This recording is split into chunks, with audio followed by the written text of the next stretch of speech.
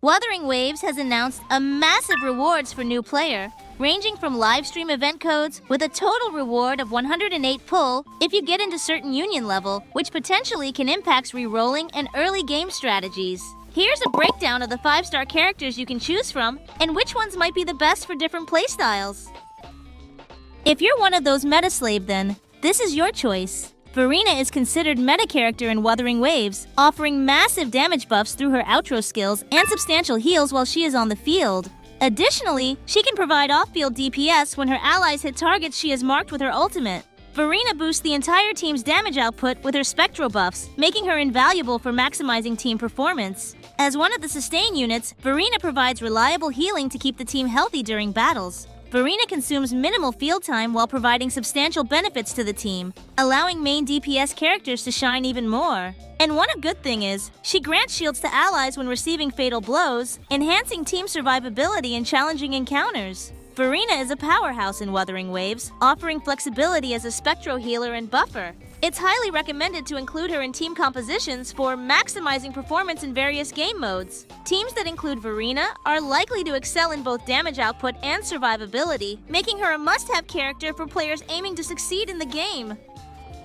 Calcharo is an Electro main DPS unit known for his straightforward playstyle and strong damage output. While he has been hyped up, especially due to his potential pairing with Jianxin, there are some considerations to keep in mind when choosing him. Calcharo's kit is easy to grasp, making him accessible for both casual and dedicated players. He provides good AoE and single-target damage, making him effective in various combat scenarios. Calcharo shines in the early and mid-game stages, offering reliable damage throughout. With the potential pairing with characters like Jianxin, Calcharo's effectiveness can be further enhanced in the future. While Calcharo is largely considered to be stronger than Jian, with changes happening, it's likely that Calcharo will get slight nerfs on release or Jian will receive buffs. Choosing Calcharo can be a solid decision, especially if you're looking for a reliable DPS character with straightforward gameplay and the potential for Electro Team, which is probably going to be meta.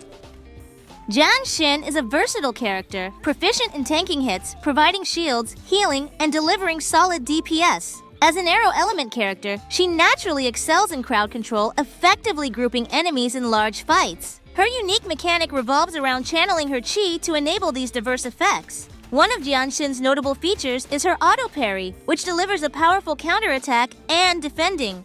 Jianxin generates chi with each attack, which can be converted into shields or heals for the party. Her skills allow for defensive stances that counter incoming damage, enhancing the team's survivability. Her ultimate ability creates a massive chai hole, pulling enemies together, making her excellent for crowd control in large fights. Without buff, she fell behind to Verina, but she still has some value. Encore is a fusion main DPS. Her kit allows her to transform from a resonant skill-based DPS to a strong basic attacker with her ultimate. There are some aspects you should consider. With her kit including a damage boost, she's ideally suited to be a sub-DPS quick swap character. This allows her to come in, apply her damage boost or deal damage quickly, then swap out for another character in your team rotation. This strategy maximizes her utility and ensures that you're taking full advantage of her abilities without relying solely on her for sustained damage output.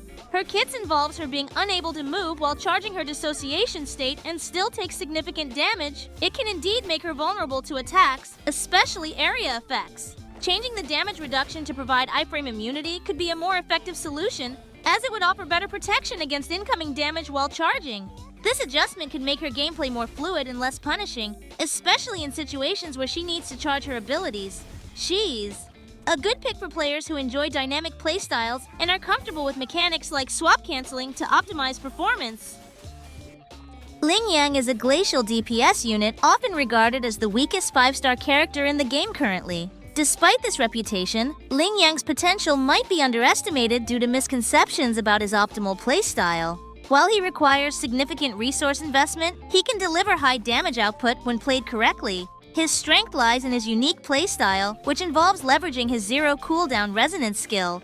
By swapping him in during other characters' skill animations, players can maximize his DPS output and generate resonance liberation energy. This strategy allows for continuous damage output and energy generation for his ultimate form. Lingyang's optimal playstyle requires more complex management and may not be as effective if not executed properly. There were some issue regarding players who can't hit enemies with his kits properly because of the clunky hitboxes, making him underwhelming compared to other DPS units. Lingyang is ideal for players seeking a primary damage dealer who excels in delivering consistent damage. He is suitable for players who enjoy mastering intricate mechanics and are willing to invest time in learning his optimal playstyle. However, for those not looking to invest heavily in mastering Lingyang's mechanics, he may not be the top choice unless he receives buffs at launch.